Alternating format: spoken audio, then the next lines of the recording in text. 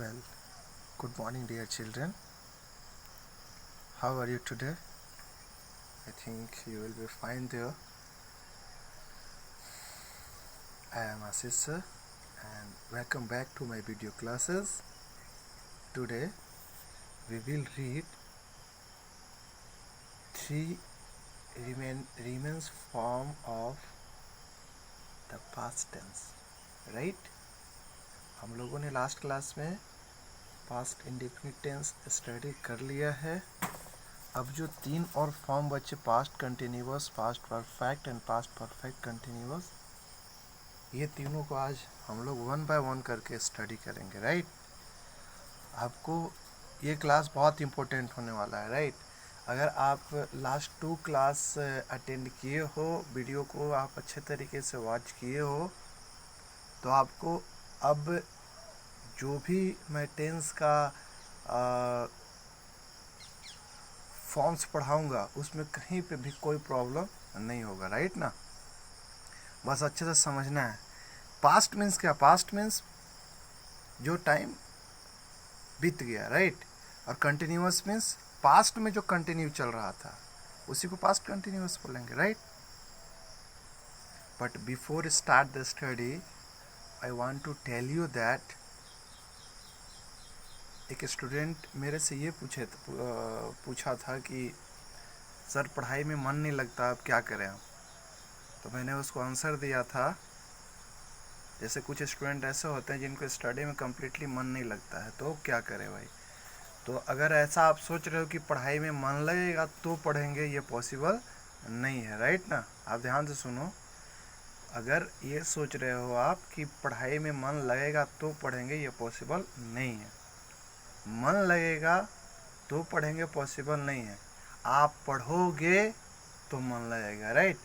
जैसे जैसे आप देखते हो ना, मैथ्स का क्वेश्चन सॉल्व करने लगते हो तो मन लगने लगता है, जो क्वेश्चन फटाफट सॉल्व होता है.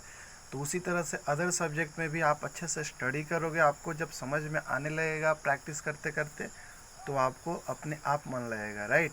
तो उस क्यूरियोसिटी को, उस डिज़ायर को, राइट, जगाने के लिए, क्रिएट करने के लिए आपको जो है वो बैठ करके अच्छे तरीके से डीप में जाके स्टडी करना पड़ेगा. राइट? जो समझ में नहीं आएगा, आपके सारे टीचर्स जो है वो अवेलेबल हैं अभी, आप उनसे पूछ सकते हैं कभी भी, किसी भी टाइम.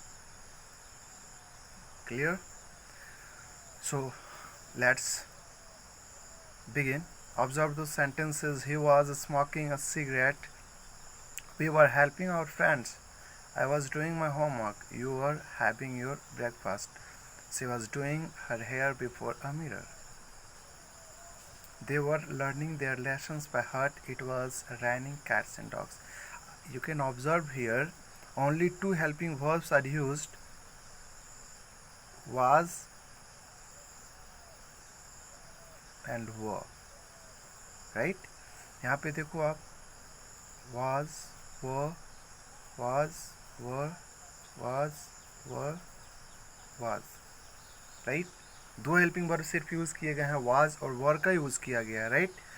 अब नेक्स्ट क्वेश्चन इज दैट कि कौन से सब्जेक्ट के साथ वाज का यूज होगा और कौन से सब्जेक्ट के साथ वर का यूज होगा.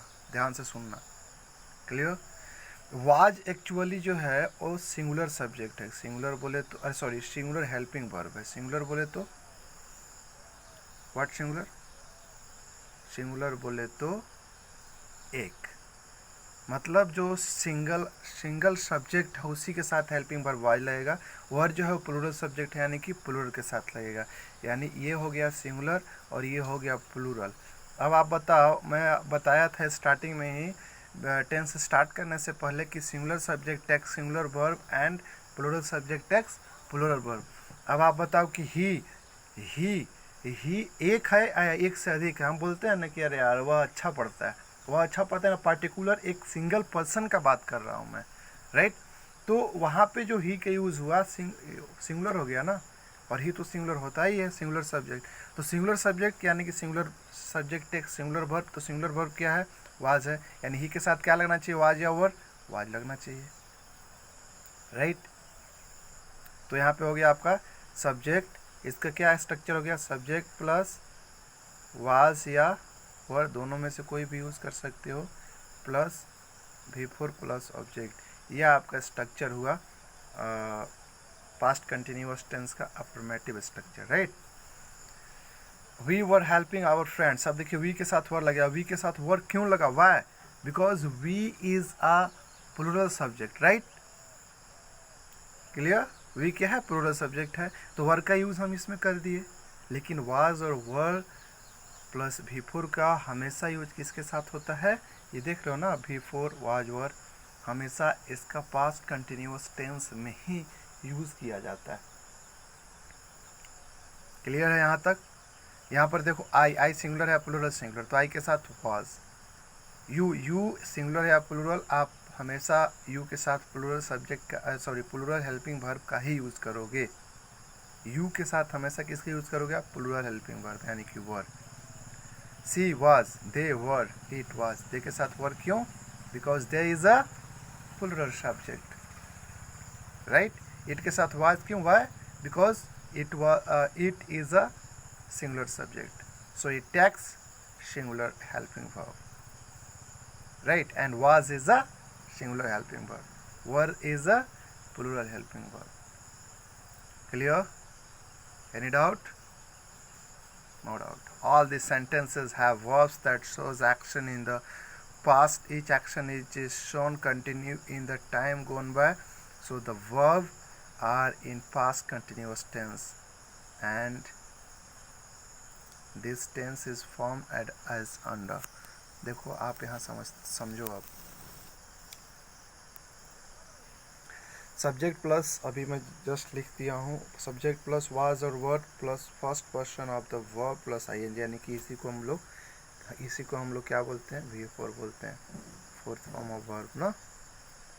ये फोर्थ फॉर्म ऑफ वर्ब क्या होता है, जिस वर्ब में आईएनजी लगा दिए हम V1 में, तो क्या बन जाता है, V4 बन जाता है, राइट। यहाँ पर देख लो, आई के साथ was going, he was going, she was going, it was going, the children were going, the girls were going. यहाँ पे द गर्ल्स के साथ वर क्यों लगा है, गर्ल्स मतलब एक ही लड़की का बात नहीं हो रहा ना, बहुत सारी लड़कियों का बात हो रहा है, तो सब्जेक्ट क्या हो जाएगा, प्लूरल हो जाएगा, इसलिए यहाँ पर वर लग गया, right. You were going, she was going, they were going, John was going, right. चलिए फटाफट स्टडी करते हैं। निगेटिव सेंटेंस पे क्या करें कि वाज वर्ब के बाद नॉट लगा देंगे, जैसे आप लोग पढ़ते आ रहे हैं अभी तक, राइट। यहाँ देखो, आप देख सकते हो, negative form of tense of this tense is formed by inserting not after was verb के बाद नॉट लगा देंगे, बस इसी का निगेटिव बन जाएगा। यहाँ देखो, subject plus was plus not plus V4, यानी इसका आप लिख सकते हो structure, subject plus was verb plus V4 plus not plus V4 plus object, right? Any doubt? No doubt. Well done. यहाँ पे आप देख सकते हो, यू के साथ were not, she was not, they were not, John was not, right? चलिए इसी तरफ से इंट्रोगेटिव देखिए, interrogative form of this tense is found by transferring was and were to the beginning of the sentence. जैसा आप लोग study करता है वो अभी तक, देखो हेल्पिंग वर्ब को हम लोग इंट्रोगेटिव में पहले लगा देते हैं, was plus I plus going, was plus, यानी कि इसका स्ट्रक्चर आपका ये हो जाएगा, was verb plus subject plus V4 plus object plus question mark. आप ध्यान से स्टडी करो, राइट। अच्छा, इसका हिंदी वाज आई गोइंग का मतलब क्या आप जा रहे थे, क्या मैं जा रहा था, क्या वह जा रहे थे। यहाँ देखिए, वाज ही गोइंग, क्या वह जा रहे थे या जा रहा था, वर बी गोइंग, क्या हम लोग जा रहे थे, वाज इट गोइंग, क्या, समझ में आ रहा है ना।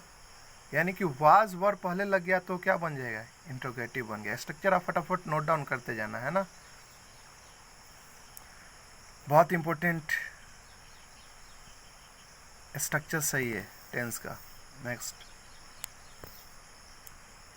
आप यहाँ देख सकते हो, निगेटिव इंट्रोगेटिव, निगेटिव भी और इंट्रोगेटिव भी, बस कुछ नहीं करना है। जिस तरह से हम लोग इंट्रोगेटिव बनाते थे, उसमें सब्जेक्ट के बाद नॉट लगा देना, was I plus not plus V4, यानी इसका स्ट्रक्चर हो गया आपका वाज या verb plus subject plus not plus before plus object plus question mark, यही होगा, राइट ना.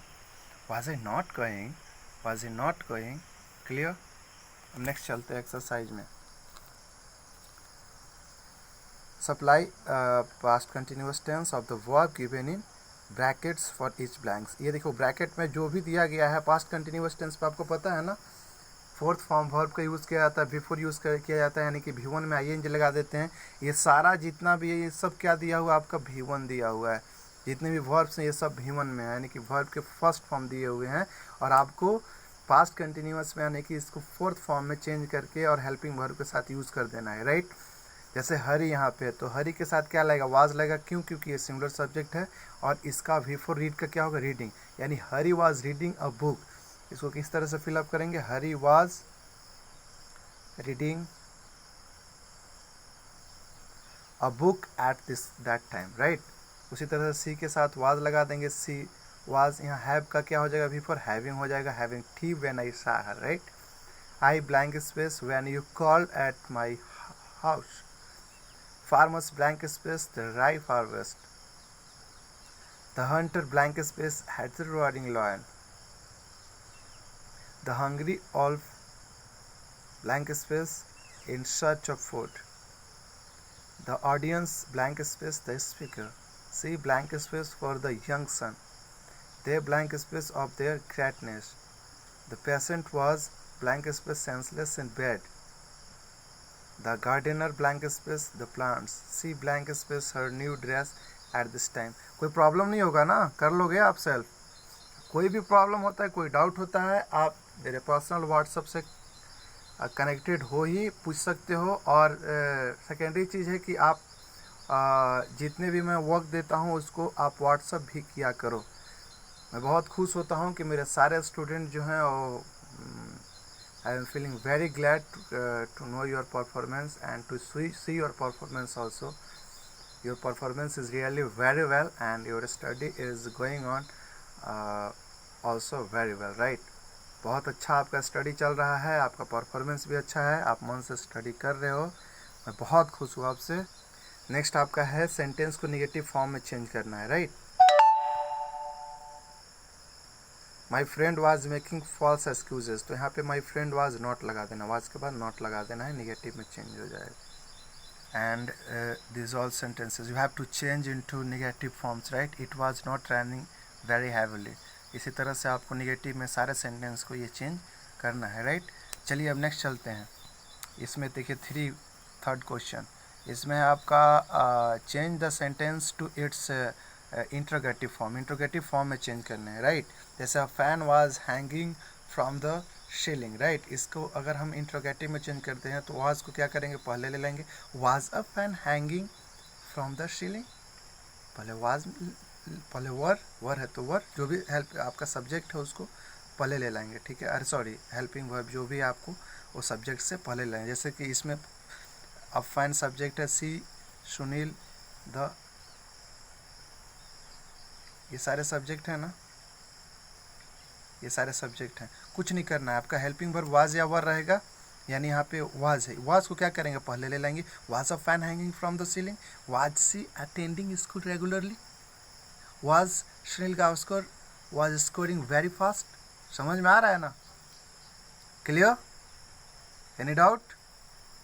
ये सारे हेल्पिंग वर्ब्स को पहले ला करके और लास्ट में क्या करना है कि आपको क्वेश्चन मार्क ऐड कर देना है, ध्यान रखना.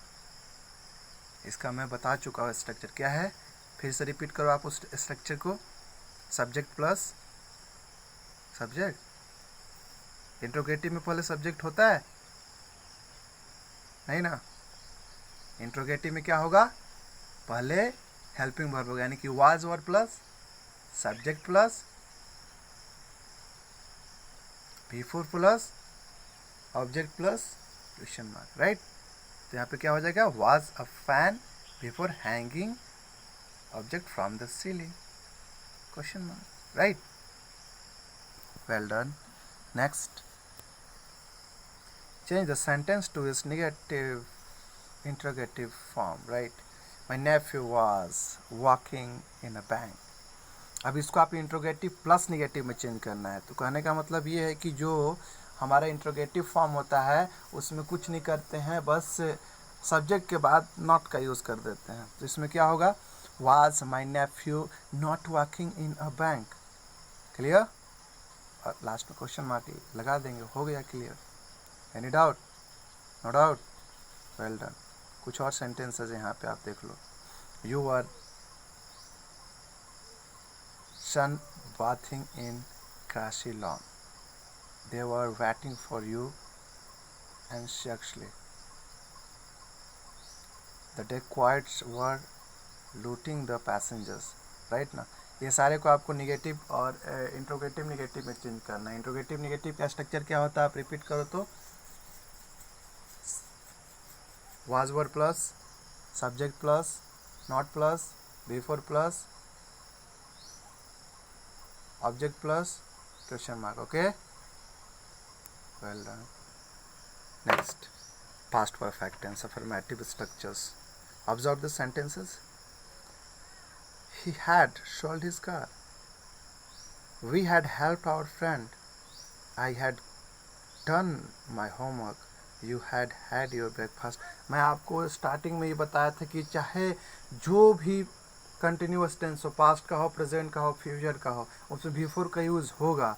चाहे जो भी परफेक्ट टेंस हो, प्रेजेंट का हो, पास्ट का हो या फ्यूचर का हो, उसमें हमेशा वर्ब के थर्ड फॉर्म यूज़ किए जाते हैं। ये देखो, सेल का V3 सॉल्ड, हेल्प का V3 हेल्प्ड, डू का V3 डन, हैव का V3 हैड। राइट ना? इस तरह से ये सब V3 का यूज़ किया गया है। राइट? इसमें आपका सिर्फ एक ही हेल्पिंग वर्ब है, यानी कि सिंगुलर हो या प्लूरल सब्जेक्ट, सारे के साथ सिर्फ किसका यूज़ होगा, हैड का यूज होगा। इस बात को आप अपने माइंड में नोट डाउन कर लेना कि only one helping verb is used in this tense, means in past perfect tense, that is had only. Clear? Let's read some more examples. She had done her hair very nicely. They had learned their lessons by heart. It had ran cats and dogs. She had cut her finger while mending her pencil. Right?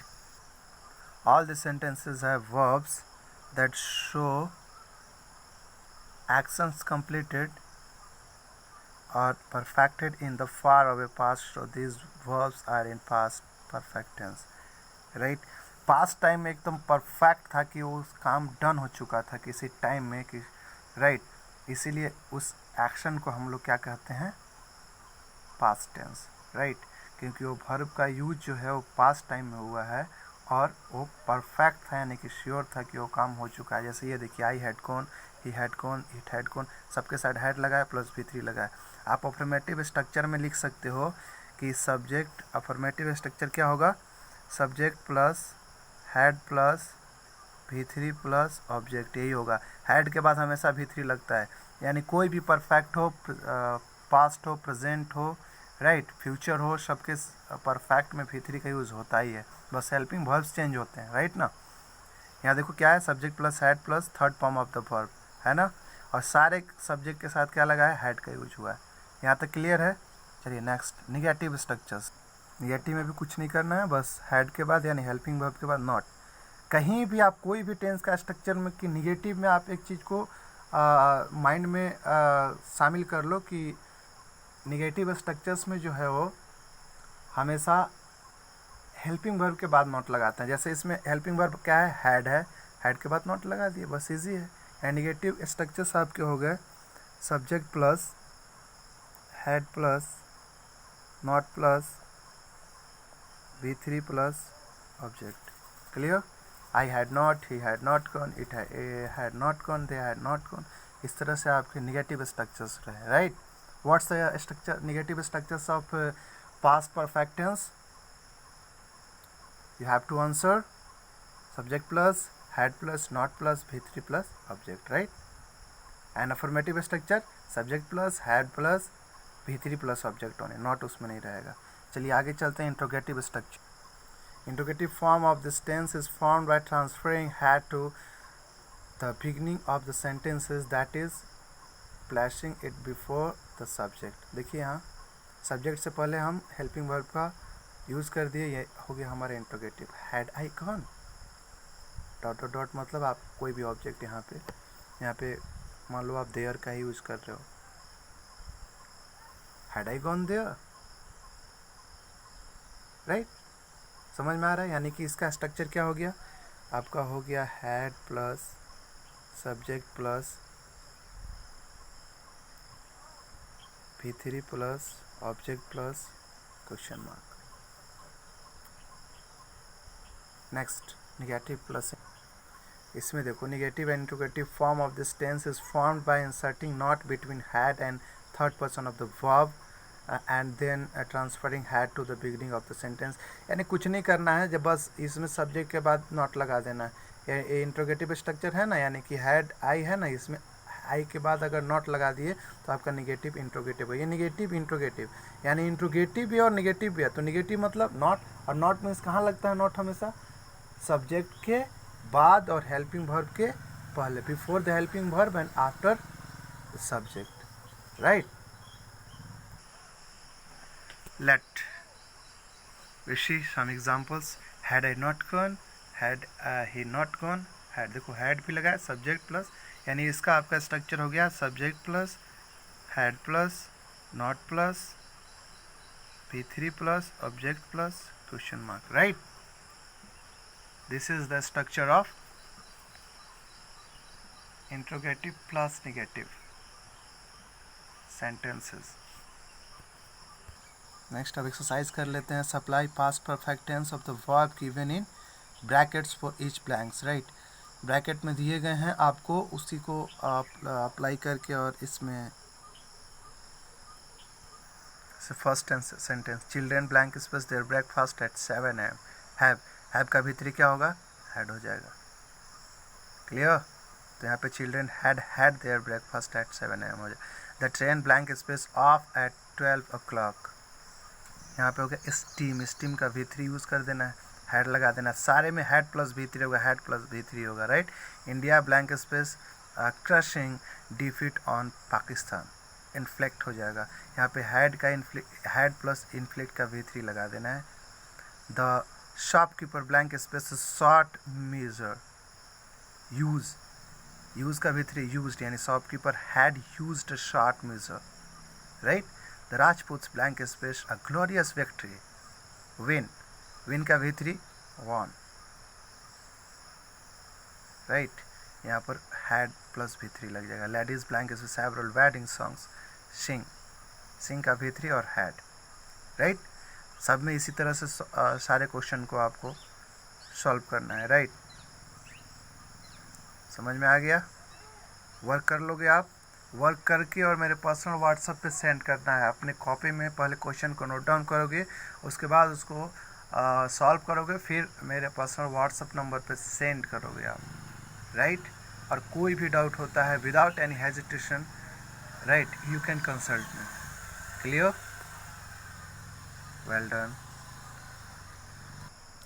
Next here, change the sentence to its negative forms. Negative change कर लोगे, had के बाद not लगा देना है। जैसे Rana Pratap had not faced Akbar at Haldi Ghati, right ना। इसी तरह से ही हैड नॉट, सब के हेल्पिंग वर्ब यानी हैड के बाद नॉट लगाना है इसमें, राइट। इसको आप नोट डाउन कर लो, एक बार पॉज करके नोट डाउन कर लोगे।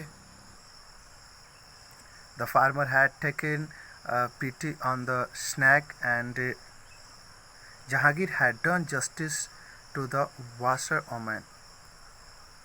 They had fulfilled all their promises. The train had steamed in on time. The uncle had been very kind to me. Lord Nelson had won a grand victory at Trafalgar. Jyoti had already cooked the food. Next है change each sentence to its negative form. Rani had left school at the age of 12. इसको negative में क्या करते हैं हम लोग, पता है ना, हेड के बाद क्या लगा देना है, हेड के बाद नॉट लगाना है, सेम, राइट ना। नेक्स्ट आपको change each sentence to its negative interrogative form, right. इसको निगेटिव इंट्रोगेटिव फॉर्म में चेंज करना है। क्या करना है, हेड को पहले लिख देंगे और उसके बाद सब्जेक्ट के बाद नॉट का यूज़ कर देंगे, राइट। जैसे देखो आप, my mother had been ill for a week, तो इसमें क्या कर देंगे, had my mother not been ill for a week, right. इसी तरह से हम टोटल क्वेश्चन को हम लोग वन बाय वन करके सॉल्व करेंगे। इसको वीडियो को पॉज करके और इसको आपको अपनी कॉपी में नोट डाउन कर लो, और उसके बाद आप वर्क को यानी क्वेश्चन को सॉल्व करके और मेरे पर्सनल व्हाट्सएप पे सेंड करोगे, right. And in our next video classes we will study past perfect continuous tense. Clear. तो ये आपको ये भी एक बहुत इम्पोर्टेंट फॉर्म्स है, इसका पास्ट टेंस का इम्पोर्टेंट फॉर्म है। आप इसको भी बहुत अच्छे से स्टडी करोगे। Clear. Okay, thank you so much, have a nice day.